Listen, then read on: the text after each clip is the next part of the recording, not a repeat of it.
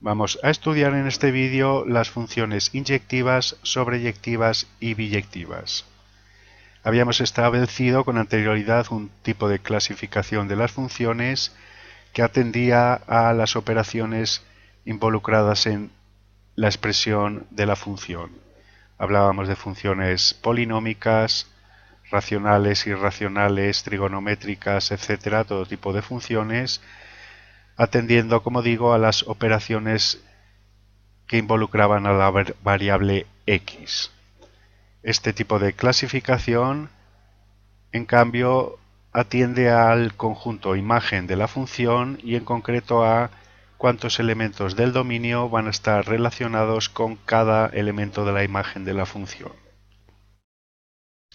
Bien, entonces partimos de una función definida en un dominio D, que es un subconjunto de los números reales, y cuyo conjunto de llegada o codominio es otro subconjunto B de los números reales, pudiendo ser también ambos los propios números reales, el propio conjunto de los números reales.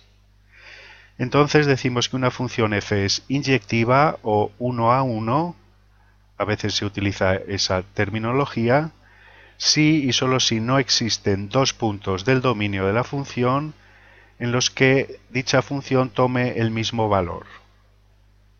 Expresado simbólicamente, si para cada dos elementos x1 y x2 del dominio distintos, se cumple que las imágenes de esos dos elementos es también distinta. Podemos utilizar, sobre todo para la resolución de ejercicios, esta expresión equivalente, y es que si dos imágenes de dos elementos distintos son iguales, entonces es que esos elementos no son realmente distintos, son el mismo. Por ejemplo, si tenemos un conjunto dominio formado por los números 1, 2 y 3 y un conjunto de llegada o codominio con 4, 5, 6 y 7, vamos a representar una función que sea inyectiva. Primero tiene que ser función, por lo tanto los tres elementos del dominio tienen que tener uno y solo un elemento asociado.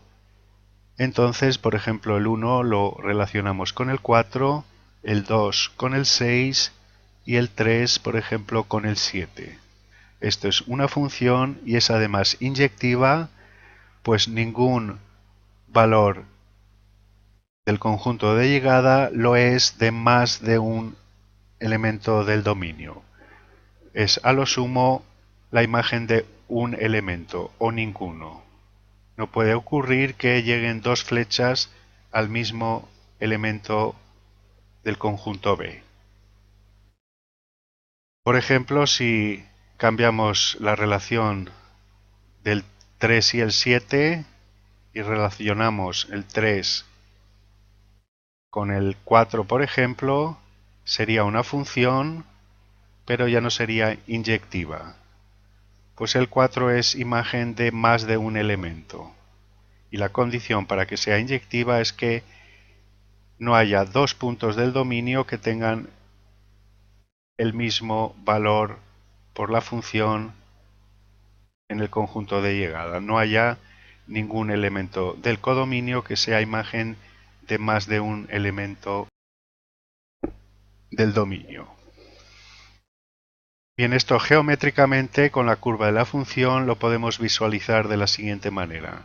Si la función es inyectiva, cualquier recta horizontal trazada sobre la gráfica de la función va a cortar a la gráfica de dicha función en a lo sumo un punto. Va a intersectar cualquier recta horizontal a lo sumo en un punto. Podrá no intersectarla o hacerlo pero solo en un punto. Por ejemplo, esta gráfica azul de una función es inyectiva, pues cualquier recta horizontal corta a la gráfica como máximo en un punto.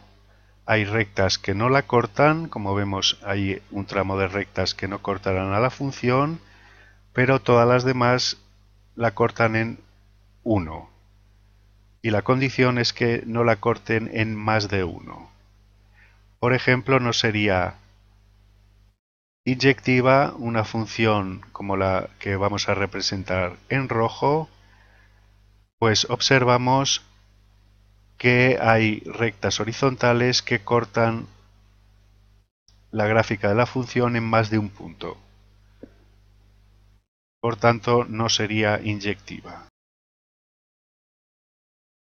Bien, por otra parte decimos que una función es sobreyectiva o suprayectiva si y solo si cada elemento del conjunto codominio es la imagen de algún elemento del dominio, lo cual equivale a decir que la imagen, el conjunto imagen de la función coincide con el codominio. Como decimos aquí simbólicamente, para todo elemento del codominio existe un elemento del dominio relacionado con dicho elemento y del codominio. Esto equivale a decir, como digo, que la imagen de la función coincide con el codominio. No hay ningún elemento del conjunto de llegada que no sea imagen de algún elemento del dominio.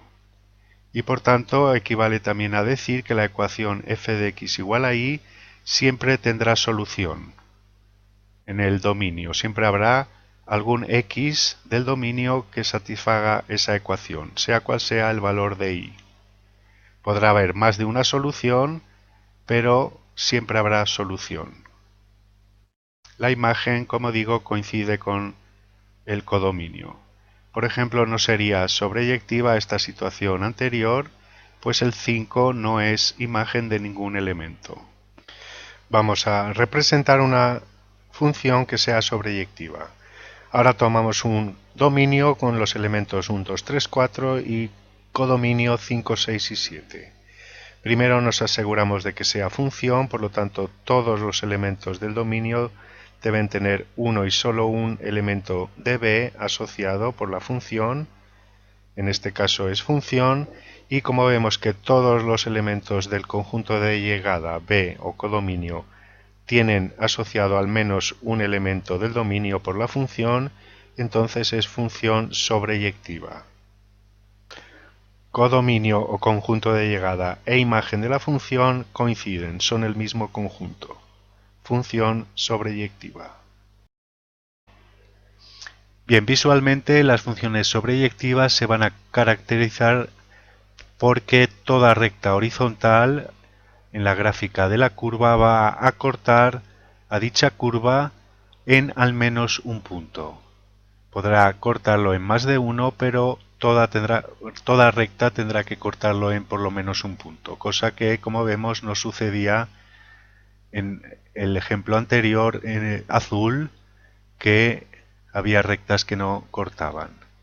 Entonces, por ejemplo, si definimos la función x cuadrado en el dominio R, pero como codominio solo los números reales positivos y el 0, es decir, en la parte superior descartando todos los valores negativos del eje de las y's, entonces esa función es sobreyectiva.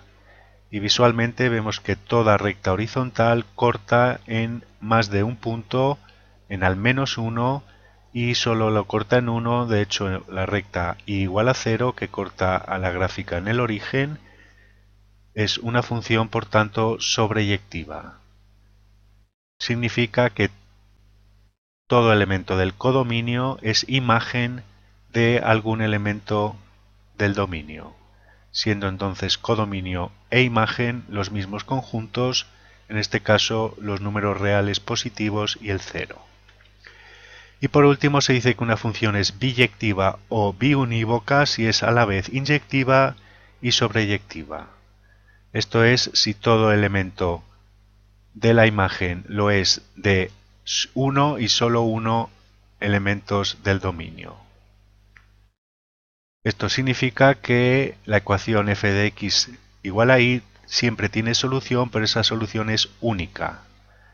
Sea cual sea el valor y del codominio, existirá solución y será única. Solo habrá un valor del dominio que satisfaga esa ecuación.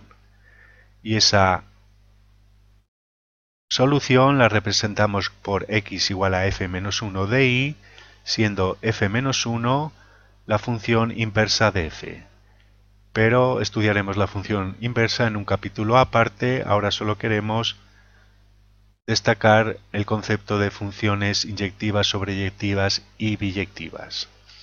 Las funciones biyectivas se caracterizan porque visualmente toda recta horizontal corta a la gráfica de la función y la corta en exactamente un punto, que es recoger ambas condiciones de inyectividad y sobreyectividad, que es lo que hace una función biyectiva. En los ejemplos anteriores no podríamos construir una función biyectiva, pues no tenemos el mismo número de elementos en ambos conjuntos dominio y codominio. Entonces podemos representar una función biyectiva, tendremos que tener el mismo número de elementos en ambos conjuntos, si no, no hay forma de que fuera biyectiva, y entonces para ser biyectiva, primero para ser función todo elemento de D tiene que tener uno y solo un elemento asociado con el conjunto de llegada, y para que sea biyectiva ocurre lo mismo, que todos los elementos del conjunto de llegada han de ser imagen de uno y solo uno elementos del dominio. Por lo tanto, esa es una aplicación o función biyectiva. Y geométricamente, como decimos, la función biyectiva se caracteriza porque su representación, su curva, va a ser cortada por las rectas horizontales en uno y solo un punto. La intersección de cualquier recta horizontal va a ser única.